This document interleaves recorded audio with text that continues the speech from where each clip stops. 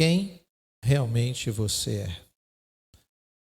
Atos 22, eu vou ler os versículos 1 e 2, depois a partir do 17. Quem somos nós? Atos 22, versículo 1. Irmãos e pais, escute agora o que tenho a dizer em minha defesa. Quando ouviram que Paulo lhes falava em língua hebraica, fizeram mais silêncio ainda. Paulo continuou. Pula para o versículo 17. E ele continua dizendo: quando voltei para Jerusalém, enquanto orava no templo, sobreveio-me um êxtase e vi o Senhor. Ele me disse: ande logo e saia imediatamente de Jerusalém, porque não aceitarão o seu testemunho a meu respeito. Eu respondi: Senhor, eles bem sabem que eu ia de sinagoga em sinagoga, prendendo e açoitando os que criam em ti. Quando se derramava o sangue de Estevão, tua testemunha, eu também estava presente. Consentia nisso e até guardei as capas dos que o matavam. Mas ele me disse: vá, porque eu o enviarei para longe dos gentios. Até este ponto a multidão ficou ouvindo. Mas quando Paulo disse isso, começaram a gritar bem alto: fora com ele, mate-o, porque ele não merece viver. Feche seus olhos, curva a sua cabeça. Pai, nós te louvamos e te agradecemos pelo privilégio da leitura da tua palavra, por esse momento em que temos para ouvir a tua voz. Fala conosco, Senhor, ministra sobre nós o teu querer e a tua vontade. Assim te pedimos, te agradecemos, em nome de Jesus, e que todos digam amém. Bom, queridos, pela canção nós ouvimos Quem Sou Eu?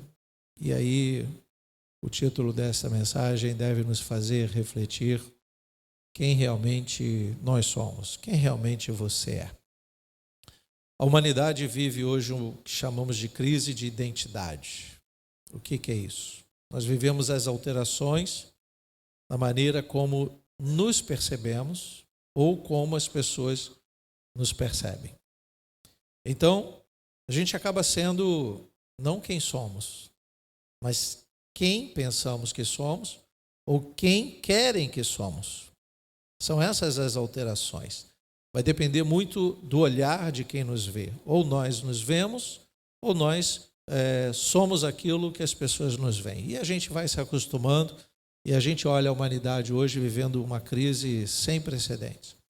O equilíbrio humano é abalado, o chão sai debaixo dos pés, e aí começamos a encontrar pessoas que começam a se sentir estranhas no mundo tão normal de Deus.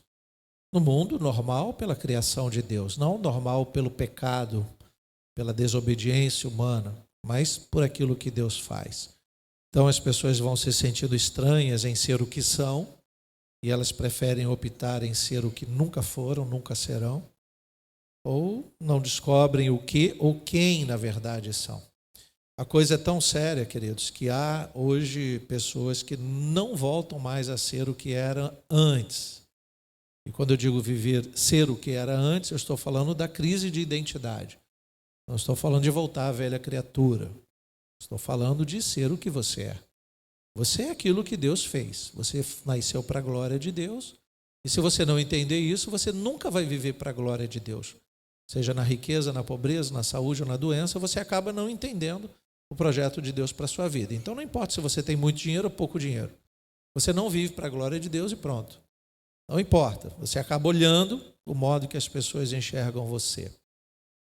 E aí nós sabemos que há pessoas, os pastores lidam com isso, psicólogos, psiquiatras, pessoas que acabam vivendo o seu mundo virtual.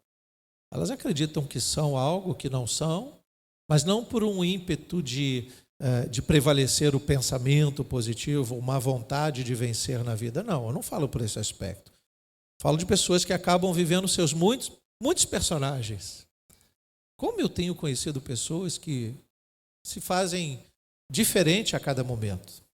Eu tenho um conhecido que eu encontro ele num dia, ele é da Marinha. E ele até se veste como um marinheiro. No outro dia ele é policial, abre a mala e tem um fuzil no carro dele. Outro dia ele era motorista de caminhão, empresário, outro dia ele era músico.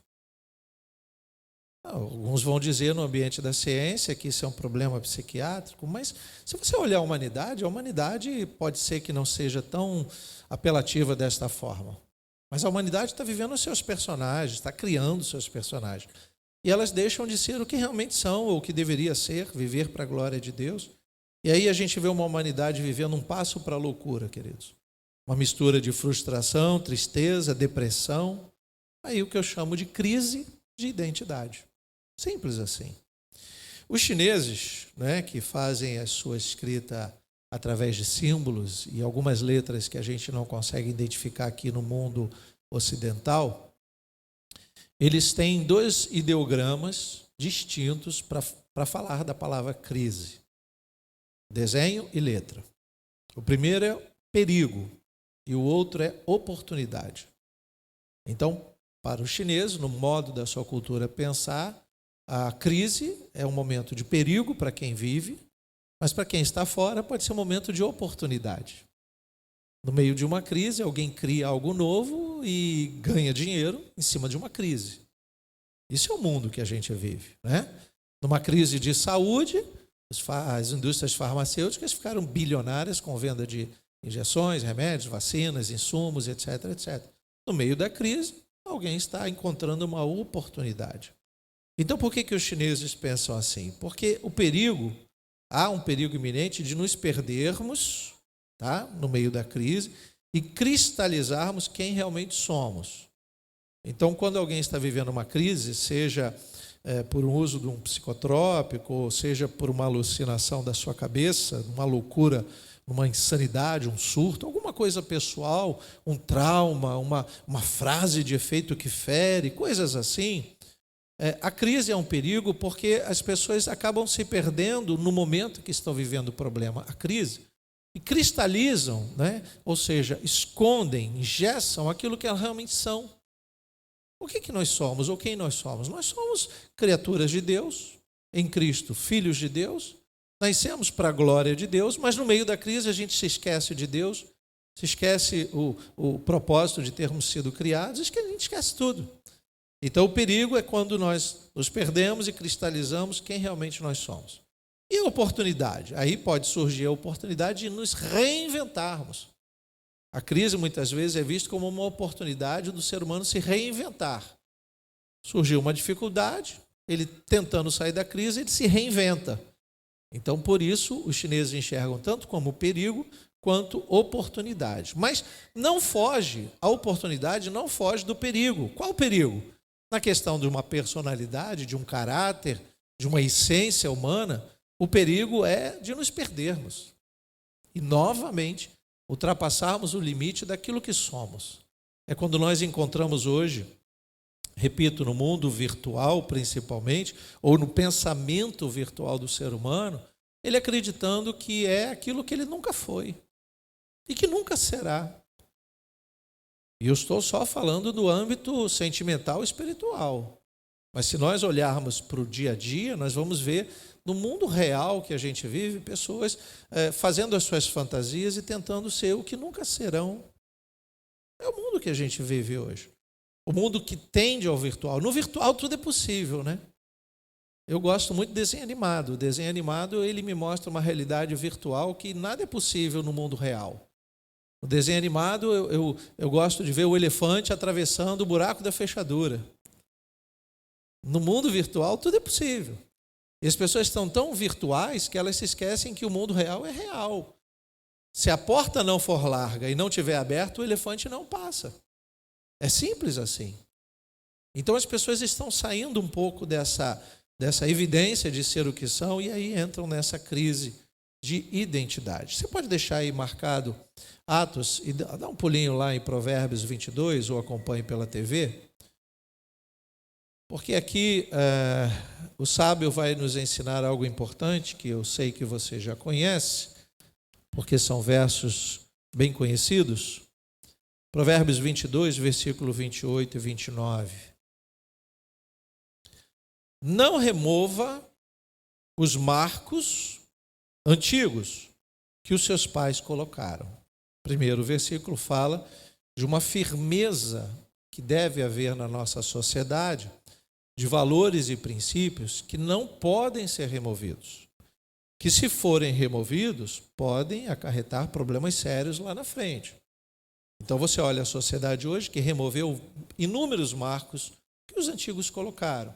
Por que as sociedades removem esses marcos? Porque elas acreditam que aquilo é antigo. Por que um filho vai pedir a bênção para o pai? Não há necessidade, não existe isso. Ok, a sociedade removeu o episódio familiar do filho pedir a bênção, então ele não se sente abençoado, ele não crê na bênção dos pais e a bênção é removida. E as famílias vão vivendo como se o dinheiro e a saúde e o trabalho fosse suficiente para se ter uma família feliz, e não é. Então removeu-se marcos tão simples, coisas que não precisavam ser removidas. O respeito aos mais velhos, a autoridade, foi removendo tudo isso. A gente vive o mundo moderno da desconstrução. É uma palavra muito usada em meio às universidades, às escolas aí de nível médio. Vamos desconstruir. Ok, a gente só pode desconstruir algo se tiver certeza do que vai ser reconstruído no lugar. Porque se você desconstrói só por desconstruir, o que fica no lugar? Um vazio. E aí a gente encontra uma sociedade vazia, vivendo uma crise de identidade. É muito simples de entendermos isso. Versículo 29 diz assim: você está vendo alguém que é habilidoso naquilo que faz? Ele será posto diante de reis, não está a serviço da plebe, do vulgar, do popular. E há uma versão que diz, dos vagabundos. Se nós estamos falando de uma habilidade, alguém que desenvolveu uma habilidade, é alguém que desenvolveu por uma insistência de um marco que foi colocado pelos antigos. Era quando os pais diziam assim: vem cá, minha filha, eu vou ensinar você a fazer uma boa comida, para quando você casar, você cozinhar para o seu marido. Ora, qual o problema nisso? Ela pode desenvolver uma habilidade de cozinheira ou não. Tem gente que não tem aptidão nenhuma para a cozinha, enquanto que outros têm muita aptidão, né? Está aí os mestres cucas da vida. A questão é que era apenas um marco colocado pelos pais, que em algumas famílias faz falta. E agora não dá tempo de correr e ir para o YouTube para fazer uma boa feijoada. Nem tudo que está no YouTube dá certo. Então, o que a gente percebe? Que esses marcos vão sendo removidos, mas mexem com a sociedade de alguma forma. E aí hoje nós encontramos, e aí eu falo isso porque em gabinete pastoral, eu também discuto sobre isso. E ouço algumas mulheres falando, se eu ouvisse a minha mãe. Alguns homens falando a mesma coisa, se eu ouvisse meu pai e minha mãe. Foi removido alguns marcos fundamentais da família, o respeito, os bons ensinamentos. Aprender a cozinhar não significa que você vai ser escravo do fogão a vida inteira. Mas até para você enriquecer e ter uma empregada, você vai ter o que discutir. Olha, faz assim porque eu sei o que é cozinhar. Eu só não cozinho hoje porque hoje eu sou a patroa. Olha a diferença. Mas remover o marco não tem argumento.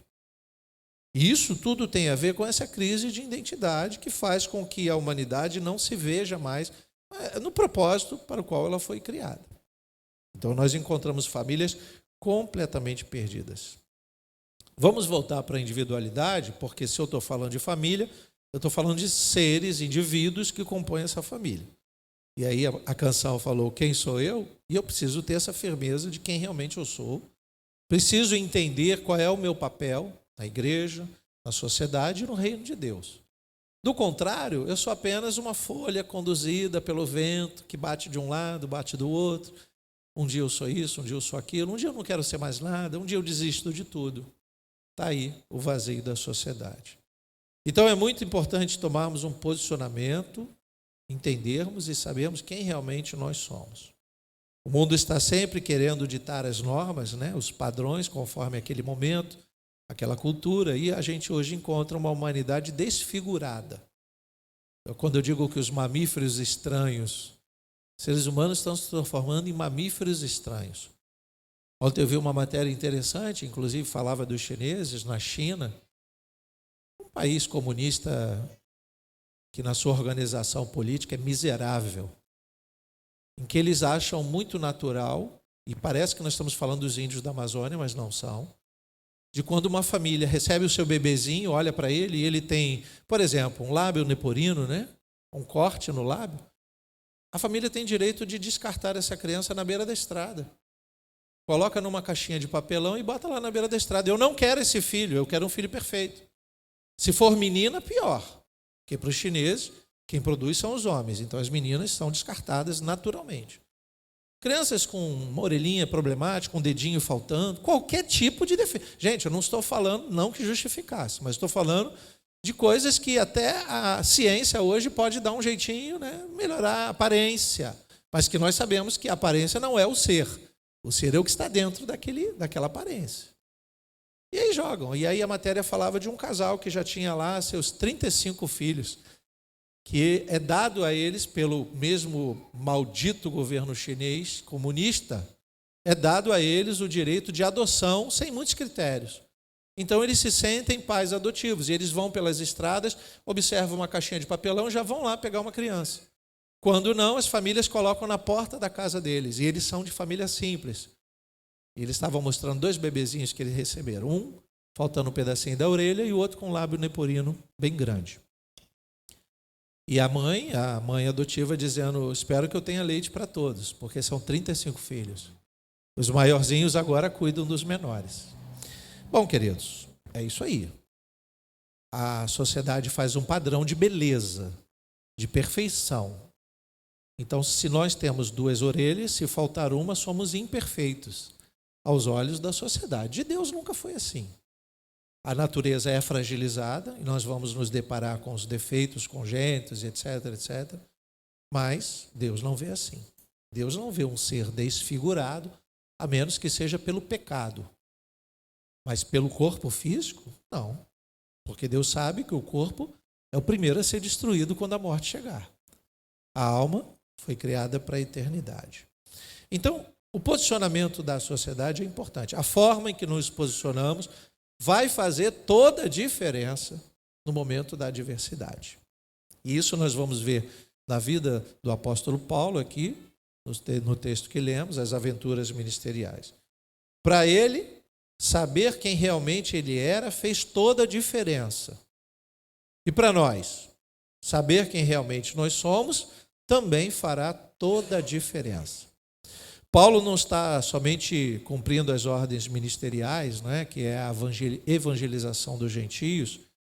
Nesse momento ele vai a Jerusalém, porque além dele pregar para os gentios, ele sendo judeu, cidadão romano, judeu de nascimento, ele também tem uma preocupação com os judeus.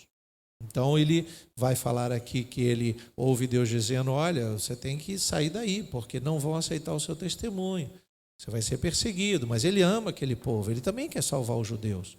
Mas a missão dele, inicialmente, como nós entendemos, é evangelizar os gentios, não os judeus, os pagãos da época. Então, havia ali uma revolta no meio daquele povo em Jerusalém. Estamos vivendo um momento em que os cristãos são realmente perseguidos no primeiro momento e os judeus em si não querem ali os romanos oprimindo. Então começa-se uma revolta e no momento em que Paulo evangelizava, o modo que ele evangelizava, ele batia de frente com a religião judaica e criava alguns tumultos. E ele é confundido. Vamos ver isso em Atos, capítulo 21. Atos, capítulo 21, versículo 27. Depois a gente lê outros versículos. Atos 21, versículo 27. Quando já estavam por findar os 7 dias, os judeus que tinham vindo da província da Ásia, ao verem Paulo no templo, alvoroçaram todo o povo e o agarraram, porque identificaram Paulo por quem ele era, pregador, alguém que renuncia à religião judaica para pregar para os gentios. Então, eles gritaram, israelitas, socorro! Este é o homem que por toda parte anda ensinando todos a serem contra o povo, olha que mentira, contra a lei e contra este lugar. Meias verdades. E mais ainda, introduziu até gregos no templo, que são gentios, e profanou este recinto sagrado. Então, onde Paulo vai, os seus seguidores vão.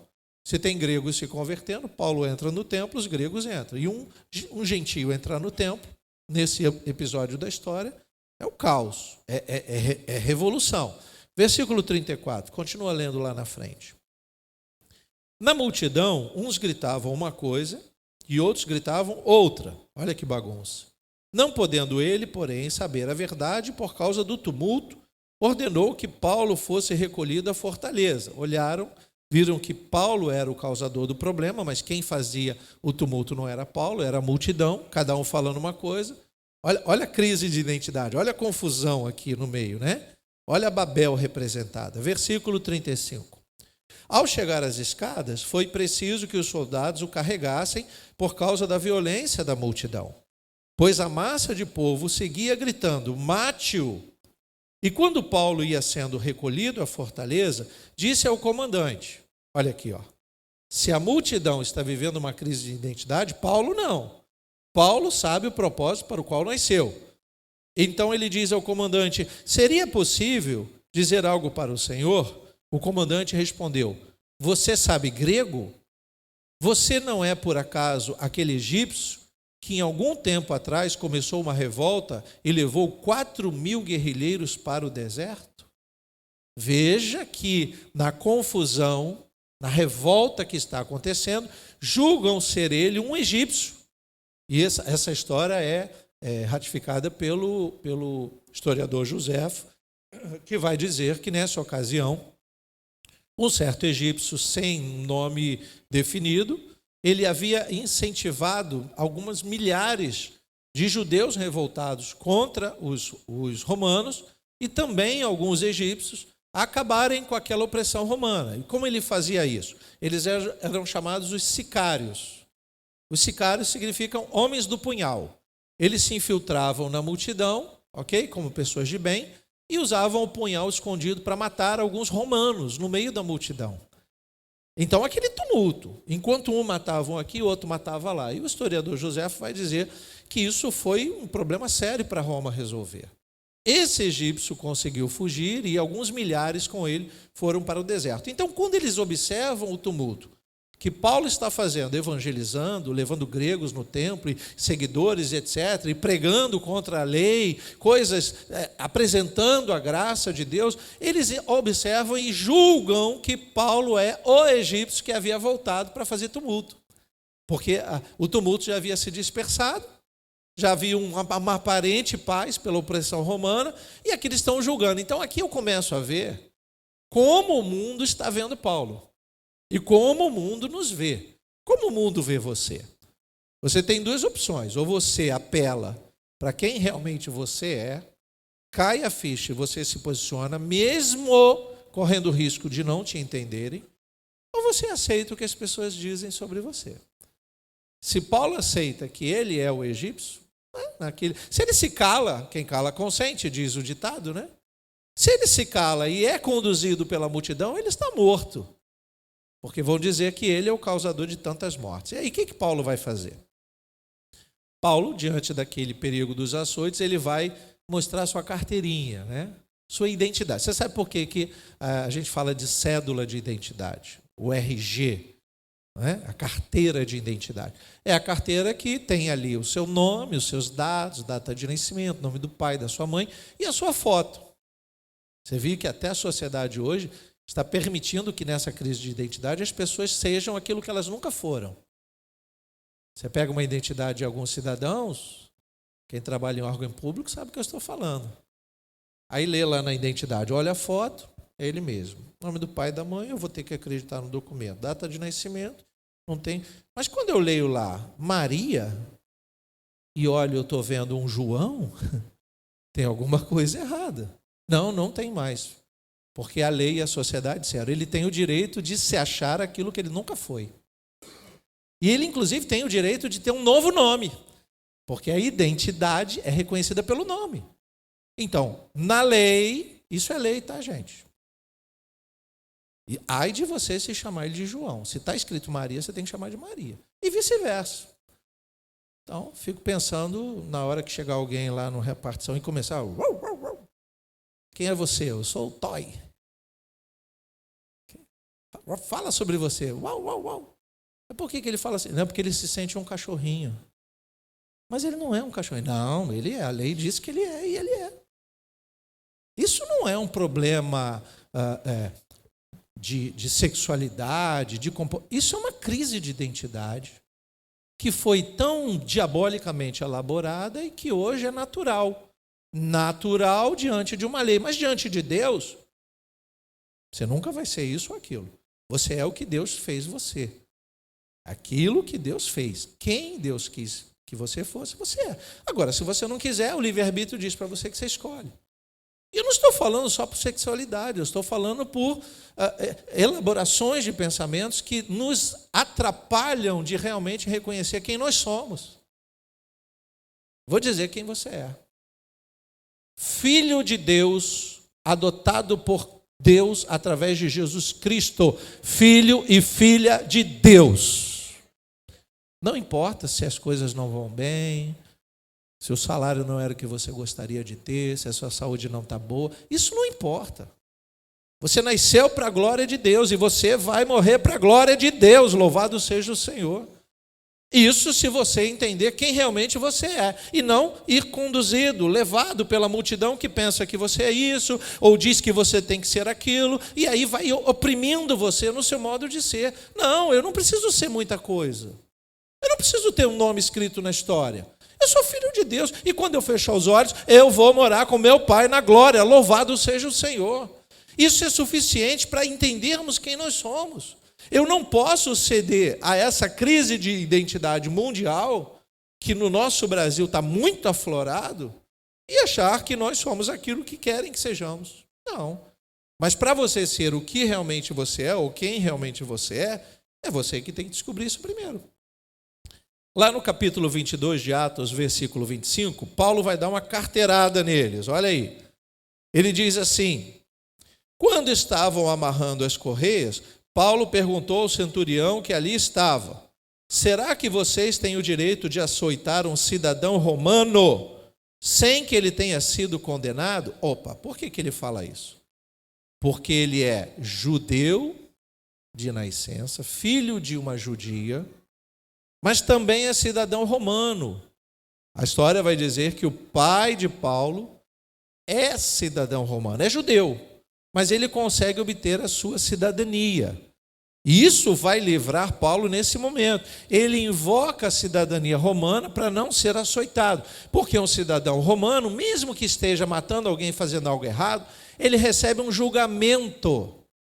E dizia lá no passado que o julgamento nem era tão justo, mas só por ele ser romano, entenda mais ou menos um estrangeiro num outro país. Só por ser estrangeiro ele já está meio errado. Em qualquer país é assim, queridos. Mas se ele for um cidadão natural daquele país, ele vai receber um julgamento. Eu não posso julgá-lo, eu não deveria julgá-lo. Olha o versículo 26, quando diz assim: ouvindo isto, o centurião procurou o comandante e lhe disse: que é isso que o senhor está prestes a fazer? Sabia que aquele homem é cidadão romano? Então o comandante veio e perguntou a Paulo: diga-me uma coisa, você é romano? Paulo respondeu: sou. Pronto. Você é quem? Judeu ou romano? De natural, de naturalidade, de nacionalidade, judeu. Minha mãe é judia, meu pai é judeu, mas eu sou cidadão romano. E aqui entra uma questão interessante, porque a cidadania romana, na ocasião que estamos falando aqui, na época do imperador Cláudio, lá, por volta do ano 50, vai dizer que a cidadania poderia ser de natureza, nascimento, ou comprada. Hoje, basicamente, na maioria dos países, a cidadania é por tempo de habitação naquele lugar. Se você é brasileiro e vai para um outro país, se você ficar em torno de 10 anos naquele país, você recebe a cidadania daquele país. Então você é brasileiro, mas tem uma dupla cidadania. Nesse tempo aqui, a probabilidade de você conseguir essa cidadania era comprando. Olha o que diz o versículo 28 aí, ó. Comecinho. E o comandante disse: eu tive de gastar muito dinheiro para conseguir essa cidadania. Então ele está alegando que ele não é romano de nascimento, mas ele gastou um dinheirão. E ele só pode agora ser aqui um comandante de um grupo, de um destacamento romano, se ele tiver a cidadania romana. Ele podia ser judeu, ele podia ser grego, mas agora ele está exercendo a função de um romano. E Paulo vai dizer, eu também sou romano. E aí começa essa questão. Vamos continuar lendo aí continuando o versículo. Quando ele diz, eu tive que gastar muito dinheiro, Paulo responde, pois eu a tenho de nascença. Bom, aqui a gente já vê que já nos tempos antigos, nem tudo que devia ser legal é legal, né? Porque aqui os historiadores vão dizer que já naquela época muita gente subornava para receber uma cidadania romana, porque os romanos dominavam. Então era não é? Era bom você ser romano, nem que você não tivesse nascido em Roma.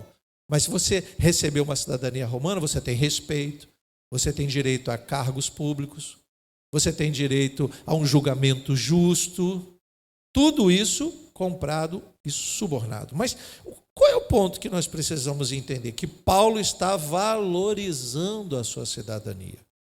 Ele não vai abrir mão de cumprir o propósito de Deus na vida dele. Mas ele vai valorizar a cidadania romana para quê? Para livrar ele da morte.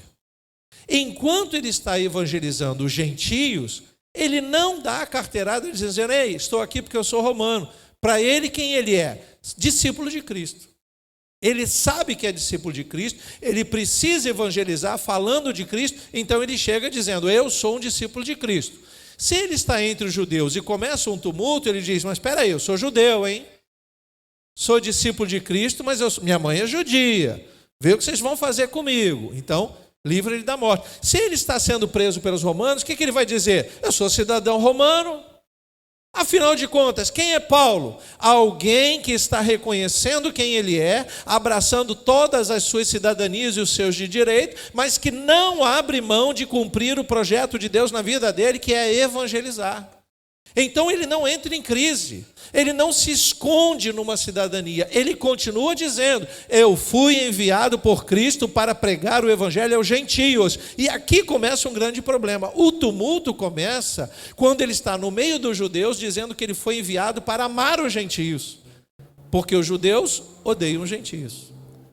Até então, enquanto Paulo está só pregando o evangelho, Paulo está falando das viagens missionárias, as pessoas não estão muito incomodadas. Mas quando ele diz que ele foi enviado para levar salvação aos gentios, algo impossível para aquela época, e até para os dias de hoje, tem gente que pensa assim, se eu não for da igreja tal, não estou salvo. Ora, queridos, eu lamento dizer que não foi uma visão apocalíptica que eu tive, mas que naquele dia muita gente vai se surpreender. Vai ter crente perguntando pelo outro crente, cadê aquele crente? Aquele que dava glória a Deus. Aí ele vai se lembrar das palavras de Jesus, nem todo aquele que disser Senhor, Senhor, vai entrar no reino dos céus. Ué, mas aquele lá que nunca entrou na igreja, mas olha como ele vivia. Talvez ele não tenha entrado na igreja porque a igreja assustou ele. A julgar pelo que vemos na TV, eu nunca seria crente. Se eu conhecesse a igreja pela TV, eu nunca seria crente. Graças a Deus, alguém olhou nos meus olhos e disse, você é um pecador inveterado, você tem que se converter, sua família tem que ser salva. Aí eu fui seguir, estou aqui. Porque se dependesse da igreja da TV, eu nunca seria crente. E fico assustado quando ainda vejo crentes convertidos assistindo igreja na TV. Fico assustado. Ah, pastor, mas é melhor do que ver novela. Olha, vai ver um telejornal, vai falar de política, vai ver futebol, vai ver desenho animado, faz qualquer outra coisa. Porque você pode se desconverter. A crise de identidade entrou na igreja e hoje tem crente que não sabe que é crente. E tem gente que não é crente e acha que é crente. A crise de identidade já abalou a igreja, irmãos. Quem você realmente é? Quem você pode dizer que é e atestar que você é? Tem gente que é crente, mas a velha natureza fala mais alto de vez em quando. Ele se irrita com facilidade, ele bate nos outros, ele xinga, ele bebe, ele fuma, ele se prostitui, ele é infiel. Mas ele é crente. Vai lá ver, ele é dizimista, ele está todo dia na igreja, ele carrega a Bíblia, ele se veste igual crente, ele até fala glória, glória, aleluia. E quando ele chega perto de alguém, ele... Você já viu o crente fazendo assim? Aí eu pergunto, é crente ou é uma cobra? Ele faz... Que isso, irmão? Está algum problema? Não, porque senti um mistério. Sabe qual é o maior mistério do crente? Testemunhar uma vida santa de verdade. Porque se eu quero mostrar que sou crente, me vestindo, falando ou estando nesse ambiente apenas, eu estou mostrando aquilo que Deus pode me dar, que são os dons espirituais, que é positivo. Mas para eu testemunhar, ser crente de verdade, não depende de Deus, depende de mim. Então, se você quer um mistério misterioso, seja testemunha de Cristo. Abençoe ao invés de amaldiçoar. Perdoe ao invés de ficar aborrecido. É simples. Quer ser cristão? Leia a palavra de Deus. Então aí a gente começa a ver aqui uma crise de identidade cristã nos nossos dias. Uma hora o crente é uma coisa, outra hora ele é outra. E até chegar o perigo da velha natureza prevalecer. E é onde nós vamos encontrar crentes derrotados. Quem é um crente derrotado?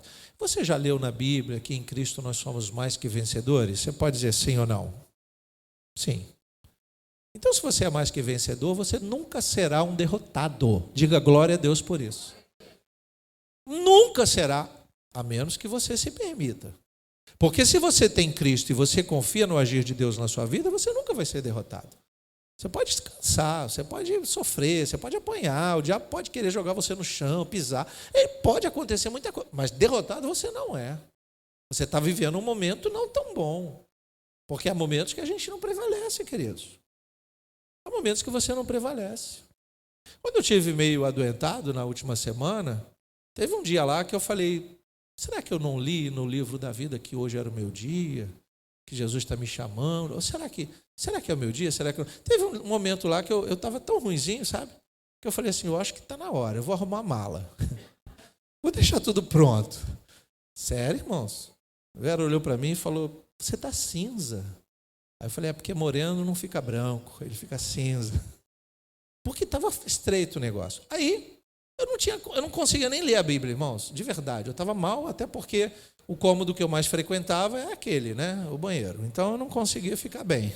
Lá, eu não ia ler a Bíblia. Então, eu estava muito mal. Eu falei, gente, eu vou morrer. Senhor, está tudo certo, está tudo em dia, estou devendo alguma coisa para alguém. Eu ficava nessa crise.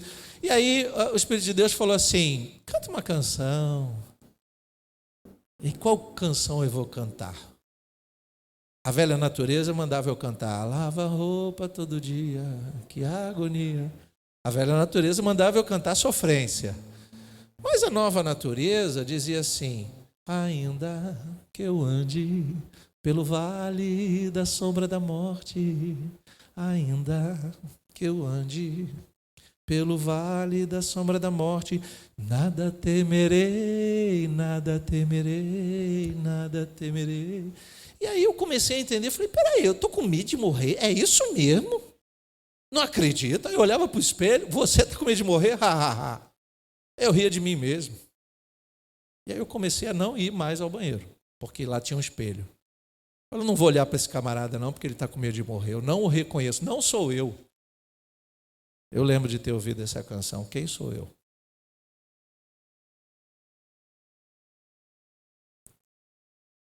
O Espírito Santo falava, você, meu filho. E nessa hora a gente sente a vontade de ter pai e mãe, sabe? Porque pai e mãe é tudo de bom. Pai, mãe, avô, avó, é tudo de bom. Eu recebi o carinho da minha esposa. Meus filhos me visitavam, meus netos também. Mas quando o pai falou assim, você é meu filho, era o que eu precisava ouvir.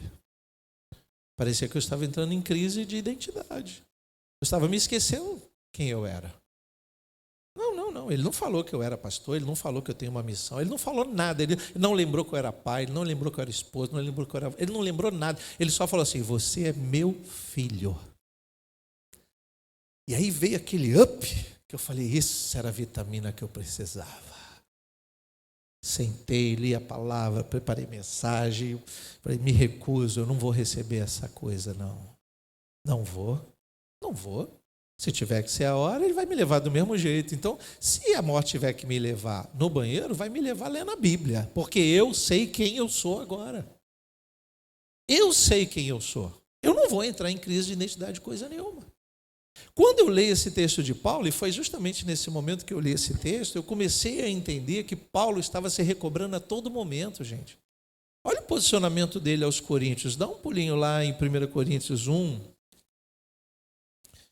Olha, não há nada melhor do que sentir a presença de Deus, queridos. Não há.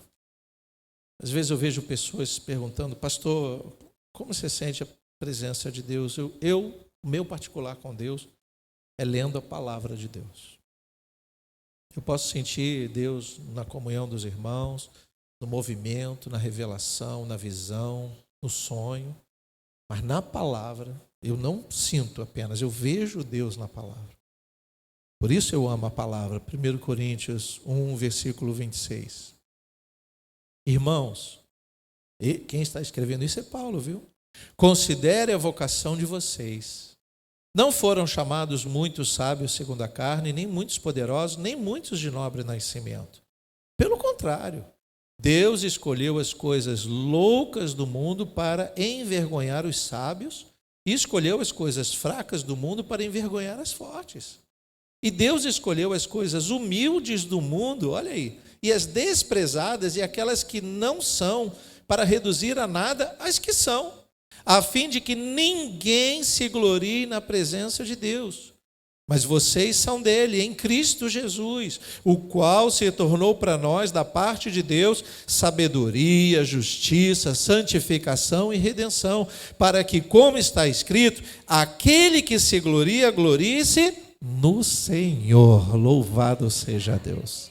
Não em si mesmo. Veja, a natureza humana pode ser louca, mas a cidadania é divina, louvado seja o nome do Senhor.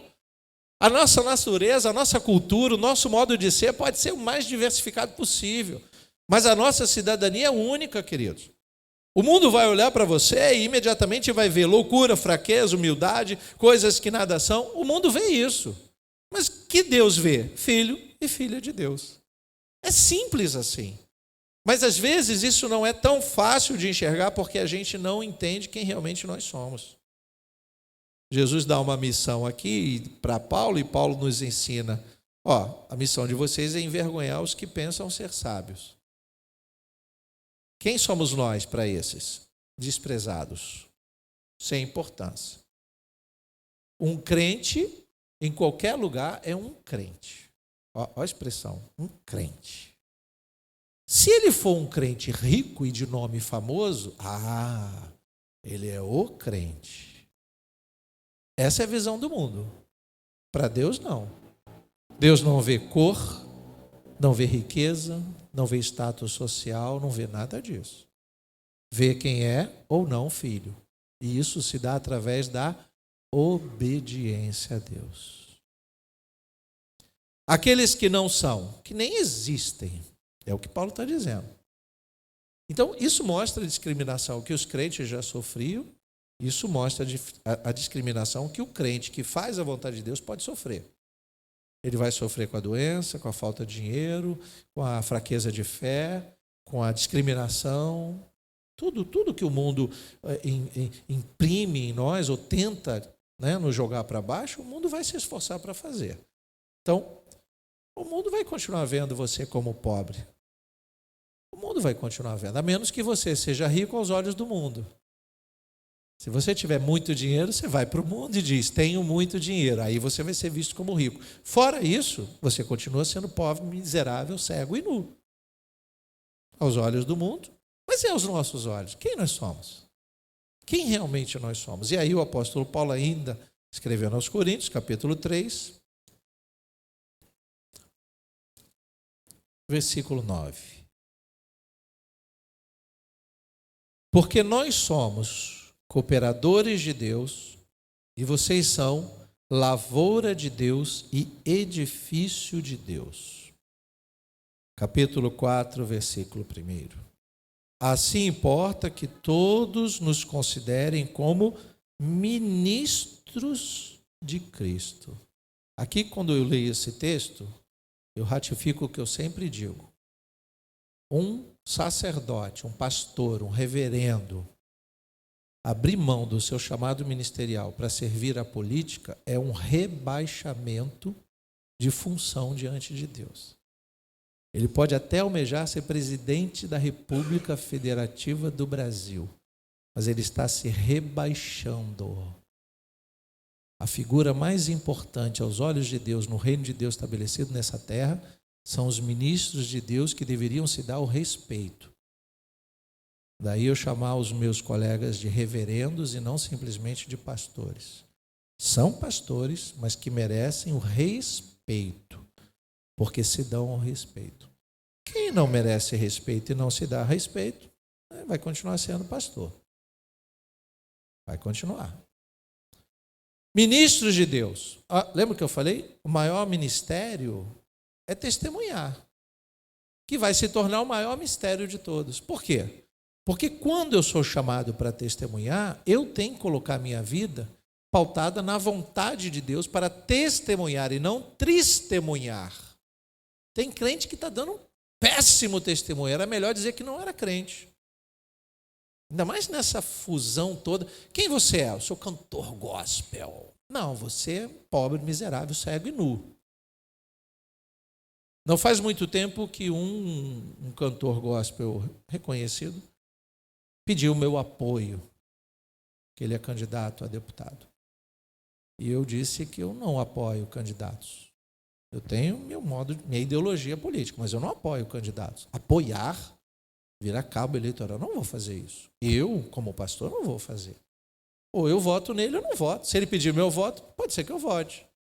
Não tenho nada contra ele. Mas o meu apoio, dizer publicamente que esse é o meu candidato, eu posso fazer isso por uma questão ideológica. Aí eu faço sempre o inverso.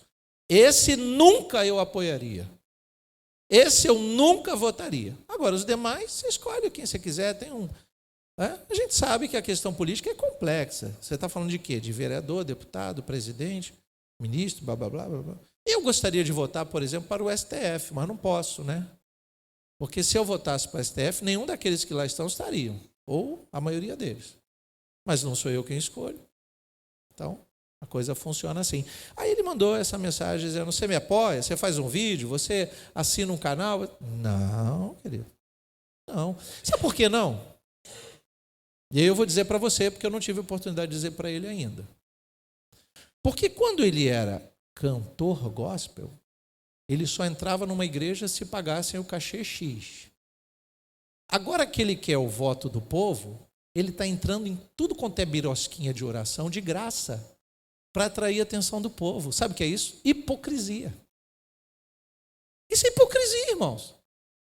Quando ele entendia que ele era sustentado por Deus, olha, o meu cachê é X, porque, tudo bem, se eu quiser eu pago, se eu não quiser, as igrejas pagam. Agora não. Agora, se você tiver um trabalho de oração na sua casa, uma célula, que aqui, graças a Deus, não tem, mas se você tiver, ele vai lá de graça, canta, toca, dança, toma ceia, até se batiza de novo, porque ele quer o voto. Tá bom, isso para mim é hipocrisia. Ele entrou na crise de identidade, ele não sabe quem ele é. E eu espero que Deus o ajude, porque senão ele não vai dar mais um bom testemunho, ele vai dar um testemunho. 1 Coríntios 4, versículo 1. Assim importa que todos nos considerem como ministros de Cristo. As pessoas vejam isso em nós. Parte B, encarregados dos mistérios de Deus. Ora, nós somos despenseiros dos mistérios de Deus. Nós guardamos a dispensa de Deus. Isso é muito mais do que você imagina, queridos. Muito mais do que você pensa ser. Você não tem noção do que você é. Sabe quem você é? Como filho e filha de Deus? Você é o humilde, o simples do povo, que ninguém te dá nada, que ninguém vê o título que você tem, que ninguém vê a sua riqueza. Mas quando você para do lado de um enfermo, Quando você sabe quem você é, você não fica, pastor, vem aqui orar, pastor, vem aqui, porque tem fulano morrendo. É você que faz isso. Sabe o que você faz? Eu sou filho de Deus, e se Deus ouve a minha oração, vai orar e vai curar esse moribundo em nome de Jesus. Aí você entende quem você é. Aí você entende quem realmente, o que está na sua identidade, que não é o que você pensa ser, mas quem realmente você é. Se você não estiver na crise de identidade, você vai orar, o enfermo vai ser curado. Diga glória a Deus por isso. Isso não precisa de ministério, não, irmão. Isso não precisa de muita especialização. É só você saber quem você é. Paulo continua dizendo, capítulo 3, lá no versículo 16. Vocês não sabem que são santuário e que o Espírito de Deus habita em vocês? Vocês não sabem disso? Vocês não entenderam ainda que vocês guardam o que há de mais caro? O que há de mais caro, que o mundo não valoriza. Eu estava numa loja esses dias e ouvi um pagode, irmãos, porque as lojas colocam o que querem, né? Um pagode, e o pagode finalizava com esse negócio de eu amo você em nome do Pai, do Filho e do Espírito Santo. Um pagode. Eu fiquei assustado, eu falei, é isso mesmo que eu estou ouvindo? O que está acontecendo com o mundo? Tem alguma coisa estranha, estão usando elementos de fé, estão misturando tudo, uma poesia estragada. Isso está acontecendo fora e dentro da igreja também. Aí é um edifício que cresce, um andar para cima e 2 para baixo. Quando vê, já está construindo no subterrâneo. É direto para o inferno. É direto para o inferno. Mais ou menos assim, tá, irmãos?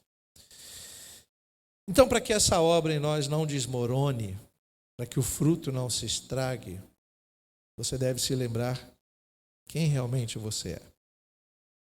Você é um cidadão dos céus.